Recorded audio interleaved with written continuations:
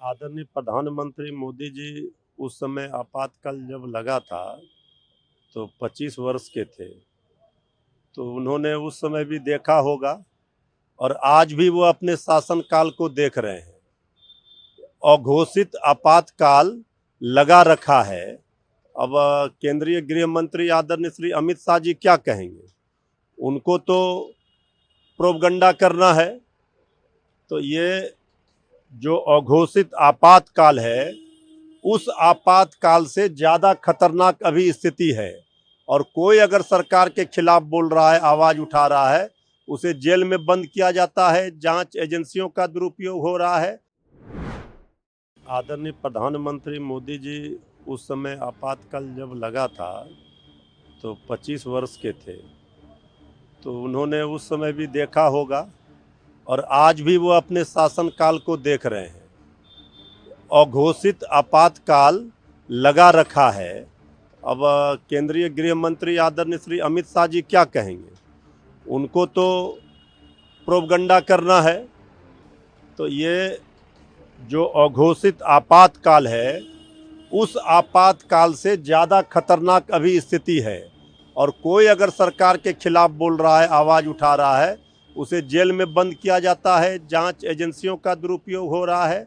संविधान को रौंदा जा रहा है, कुचला जा रहा है। लोकतंत्र की हत्या की जा रही है सरेआम। अब ये क्या आपातकाल पर ज्ञान देंगे?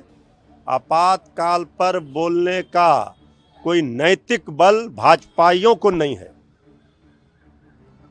मल्लिकार्जुन खड़गे हैं, कांग्रेस के अध्यक्ष हैं।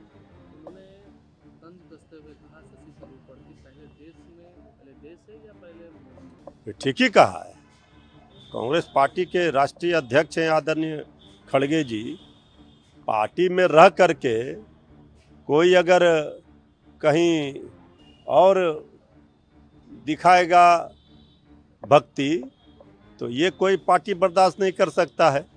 तो खड़गे जी ने सीधा शशि थरूर जी को एक तरह से चेतावनी भी दी है और ये कहा भी है कि आप पहले देश भक्ति का पाठ पढ़िए, मोदी जी की भक्ति कम कीजिए। ये कांग्रेस पार्टी का अंदरूनी मामला है। कांग्रेस पार्टी देख रही है सब चीज़ों को। तेजस्वी यादव ने कहा है कि हम लोग काम कर रहे हैं। हमारे 17 महीने सरकार में काम, हमने आरक्षण की सीमा को बढ़ाया, जाति जनगणना को बढ़ाया है, 65% का आरक्षण को लागू किया जो बीजेपी इसके विरोध में था।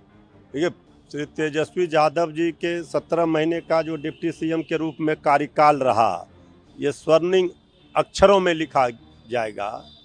5 लाख नौकरियां बांटी गई, 3 लाख प्रक्रियाधीन कराए, जातीय जनगणना का सर्वे कार्य कराया, आरक्षण का दायरा बढ़ाया। किन लोगों ने अड़ंगा लगाया? हमारे विरोधियों ने इस पर अड़ंगा लगा दिया। तेजस्वी यादव जी के पास विजन है। पर्यटन का क्षेत्र हो, स्पोर्ट्स का क्षेत्र हो, हर जगह पॉलिसी बनाई गई। तो ये तेजस्वी यादव जी के विजन का नतीजा है। आज क्रेडिट भले एनडीए सरकार आदरणीय मुख्यमंत्री जी ले रहे हों, लेकिन ये देन 17 महीने के तेजस्वी यादव जी के, उस समय जो महागठबंधन की सरकार थी, तेजस्वी जी डिप्टी सीएम थे, उसका है।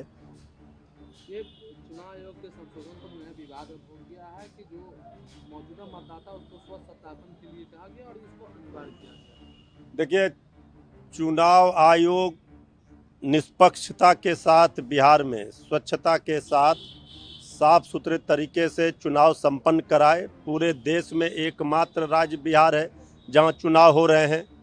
लेकिन जो चुनाव आयोग के साख पर धब्बा लगा है, उसको धोने का अवसर है बिहार।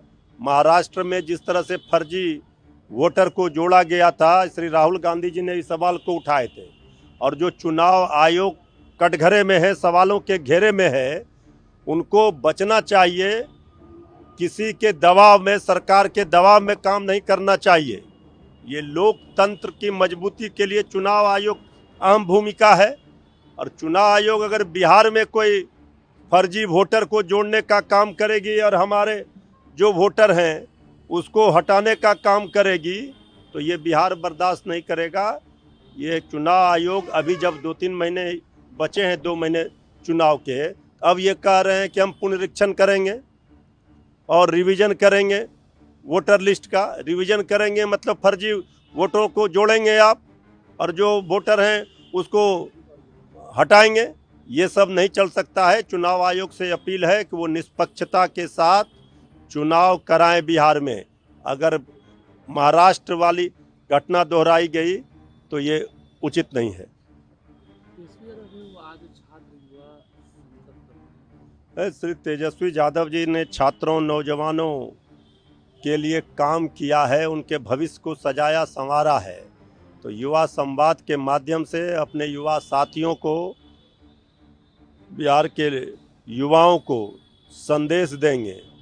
जो संकल्प है तेजस्वी यादव जी का कि हम सिर्फ सरकार बनाने के लिए नहीं, बिहार को बचाने के लिए, बिहार को बनाने के लिए और नौजवानों का भविष्य, मजदूरों, गरीबों, किसानों, माताओं, बहनों के हक और हकूक़ की लड़ाई लड़ रहे हैं। इस बार बिहार का युवा है तैयार और जो 1974 का आंदोलन हुआ था वो युवा आज हमारे सरकार को बदलकर फिर से बिहार एक नई कहानी लिखने जा रहा है। युवा संवाद में तेजस्वी जी अपना स्पष्ट संदेश देंगे।